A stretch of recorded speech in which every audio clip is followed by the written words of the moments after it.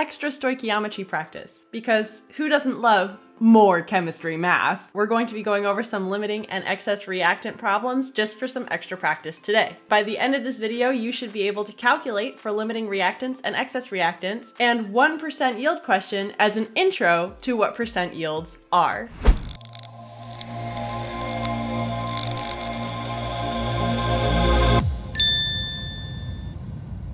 Let's dive right into this practice. Let's consider the following reaction. 2 aluminums react with 6 HBr to form 2 AlBr3 plus 3 H2, hydrogen gas. Since there are coefficients present, we can assume that this equation's already balanced, but it's always wise to double check and make sure it was balanced correctly. We have 3 times 2 for 6 hydrogens on the product side, 6 hydrogens on the reactant side. We have 2 times 3 for 6 bromines on the product side, and we have 6 bromines on the reactant side. We have 2 aluminums on the reactant side, 2 aluminums on the product side. We know this must be balanced. Now let's read the question. When 3.22 moles of aluminum reacts with 4.96 moles of HBr, how many moles of H2 gas are formed? So what we can gather from this is putting the actual givens over the top of our equation, kind of a good way to organize your numbers. We have 4.96 moles of HBr and we have 3.22 moles of aluminum. And now the question is asking us, what is the limiting reactant? So that's the first thing we need to solve for. Anytime we are given 2 different reactant values and then it asks us to solve for a product thereafter, we are going to be doing a limiting reactant setup. So that means 2-dimensional analysis lines. So let's go ahead and draw both of our magical lines to freedom. We know that the goal units for both of these magical lines are going to be grams of hydrogen gas. So let's make sure we put our goal at the end of the line so we know where we're going. Let's put the given for aluminum as the first top of our line, and that would be 3.22 moles of aluminum. And we also have 4.96 moles of HBr. Now you might be wondering, why is it that I chose to find the grams of the product of interest instead of doing option 2 of limiting reactants, where we just compare the mole values? Well, the reason I'm doing that is because the next question in line is, how many grams of excess reactant is there? So I'm just gonna skip that headache of going from moles to moles and comparing moles and just go right to grams anyways, because the next step, I'm gonna need grams anyways. So I might as well. The other thing you might notice is that this isn't your typical grams to grams problem. Here we're starting with moles first. That's okay. That actually ixnays an extra step of trying to go from molar mass, mole ratio, molar mass, and then finally your goal. In this case, since we're starting with moles, we just need to get rid of moles of aluminum and get to moles of hydrogen. So we can skip the whole molar mass of our given and just jump right to the mole ratio. So this is actually an easier starting point. So to get from moles of aluminum to grams of hydrogen gas, I need to get rid of moles of aluminum. How do I do that? With a mole ratio, of course. And where do I find this mole ratio value? From the balanced chemical equation. That's why we always check that first. So looking back at our balanced chemical equation, we see that there is a 2 in front of Al. That means that there are 2 moles of aluminum. So I'm going to put my 2 moles of aluminum on the bottom here. And I need to look at the mole value for my hydrogen gas. Looking back at the balanced equation, I see that there are 3 moles of hydrogen gas, that 3 in the front. So the goal mole goes on top. I'm gonna put 3 moles of hydrogen gas as my top value. Now we see that the moles of aluminum cancel and I'm left with moles of hydrogen gas. However, I need grams of hydrogen gas. So there's one more step required here. At least I have the right chemical, just not the right unit. To get to grams, I'm gonna need the molar mass of hydrogen gas. How do I find that? I need to look at my periodic table, of course. When I look at my periodic table, I see that hydrogen is right here, and it has a value of 1.008 per hydrogen. Well, in hydrogen gas, it's diatomic. There happens to be 2 of those. So I need to multiply 1.008 by 2. When I multiply 1.008 by 2, I get 2.016 grams of H2 for every mole of H2. Now the moles of H2 cancel and I'm left with grams of H2, which happens to match my goal units, so I know I did it right, and now I can plug and chug into my calculator. Now all I got to do is 3.22 times 3 times 2.016, all divided by 2. When I plug that into my calculator, I get 9.737 grams of hydrogen gas, created from 3.22 moles of aluminum. How about HBr? We need to find the mole ratio of HBr to H2. When we look back at our balanced equation, I see a 6 in front of HBr, so that 6 is going to be my mole value on the bottom in order to cancel moles. Just as before, we're going to the same end product, so all of this part from the previous setup is going to be the exact same in our bottom setup. We'll have 3 moles of hydrogen gas, and hydrogen's molar mass is 2.016 grams of hydrogen for every 1 mole of hydrogen gas. We see that our moles now cancel, moles of H2 cancels, and I am left with my goal unit, so I know I did it right. Time to plug and chug. 4.96 times 3 times 2.016, all divided by 6, gives me 4.999 grams of hydrogen gas can be created with 4.96 moles of HBr. Now, if we compare these two final product values, we need to pick the one that created less product. That's going to be our limiting reactant, the one that limits the amount of product we can make. So between these two values, 4.999 grams of hydrogen gas is much smaller than 9.737 grams of hydrogen gas. Therefore, the logical conclusion is that HBr is our limiting reactant. It limits the amount of product H2 we can make. So the answer here is that HBr is our limiting reactant. Therefore, by the process of elimination, Al must be the excess reactant. It's the one that didn't get used up in the whole reaction process. So now the next question is saying, how many grams of excess reactant is there then? In order to figure that out, we have to know how much actually got used. So we're going to draw another magical line to freedom. And our goal this time is going to be converting our amount of limiting reactant to the amount of excess reactant, because that'll tell us how much excess reactant actually reacted with the limiting reactant that got used up. So our goal here is going to be grams of the excess reactant, which is aluminum. And we're going to start with the given of the limiting reactant, which would be 4.96 moles of HBr. Just as before, we need a mole ratio now, since we're starting with moles going to grams of a different chemical. And our mole ratio is going to be 6 HBr to 2 moles of Al.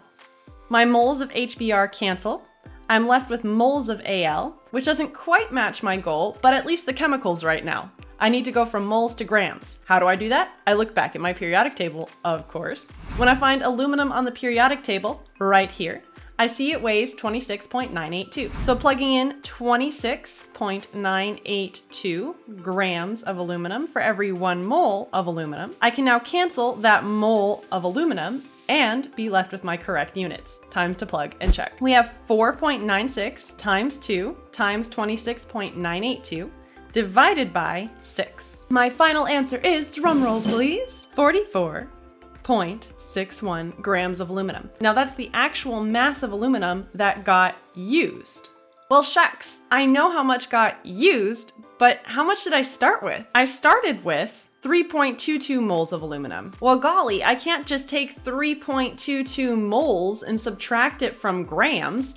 That's not the same units. So I can't subtract to figure out how many grams are left if I don't start with grams. I need to convert 3.22 moles of aluminum to grams before I can do the subtraction. Tricky, tricky. So prepare for one more dimensional analysis line.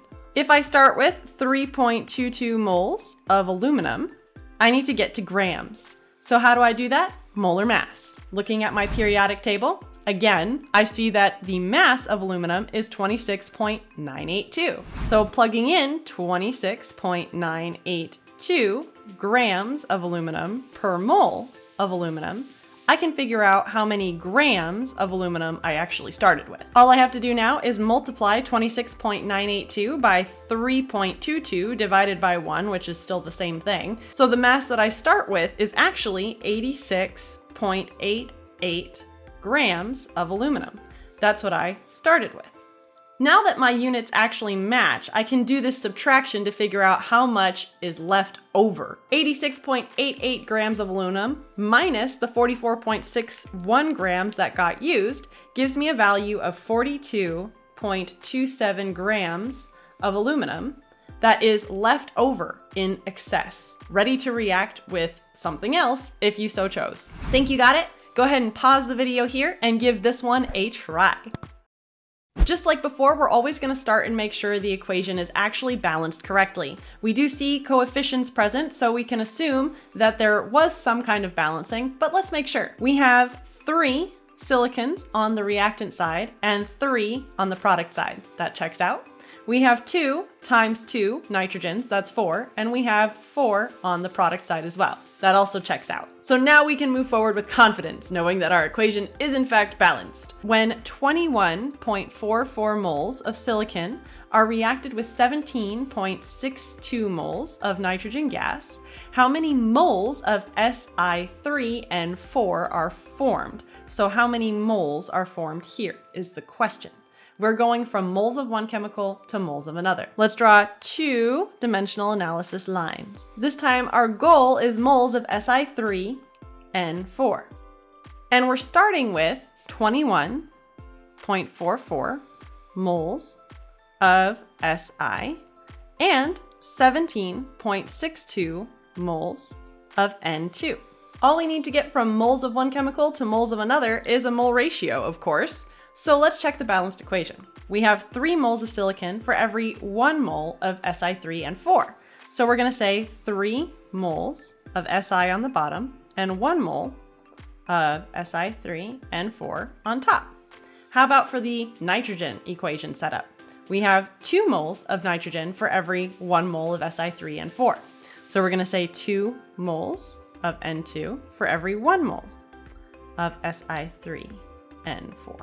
We have 21.44 times 1 divided by 3 for the top equation, and 17.62 times 1 divided by 2 for the bottom equation. The top answer gives me 7.146 moles, and the bottom one gives me 8.81 moles. Between these two answers, we're going to pick the smaller one, the one that generates a smaller amount of product, as our limiting reactant. So here, 7.146 is smaller than 8.81 moles of Si3N4. Therefore, the logical conclusion must be that silicon is the limiting reactant in this scenario. Therefore, we also know the maximum amount of moles of the product we can form is according to the limiting reactant, which is 7.146 moles is the maximum we can make. Now we can also assume that if the limiting reactant is Si, the excess reactant must be N2 by process of elimination. Now we can figure out how many grams are left over at the end of the reaction of our excess reactant. So let's figure out how much N2 is actually left after it's reacted all of the silicon with it. Drawing another magical line to freedom, we're now going to have the goal of the mass of the excess reactant, which is N2. Our limiting reactant, our given, is going to be the first thing on the line, so 21.44 moles of silicon, because it's the one that gets used up entirely in the reaction. And we're trying to find out how much nitrogen actually reacted with the silicon that got all used up. Going from moles of silicon to grams of nitrogen, I'm going to start with my mole ratio of silicon to nitrogen. We have 3 SIs for every 2 N2s. 3 mole of Si will go on the bottom, and 2 mole of N2 on top, because the goal mole always goes on top. We see that the moles of silicon cancels, and we're left with moles of nitrogen. We need to get the moles to grams, so we need the molar mass of nitrogen. Looking at our periodic table, we see that nitrogen each weighs 14.007, and it's diatomic, so there's 2 of them. So we need to multiply 14.007 by 2 to give us a molar mass of 28.014 grams of N2 for every mole of N2. We see that my mole of N2 cancels. I am left with my goal units. I know I did it right. Now I can plug and chug into the calculator. 21.44 times 2 times 28.014 divided by 3 gives me a value of 400.41 grams of N2. Now that's how many grams of N2 were used by completely using up all the silicon. So in order to figure out how much is left over, I need to know how much I started with. Just like before, we need to figure out how many grams of N2 did we actually start with another dimensional analysis line. Now that we have the setup ready to go, all we need is the molar mass of N2, which we already calculated before. We found that that happened to be 28.014 grams of N2 for every mole of N2.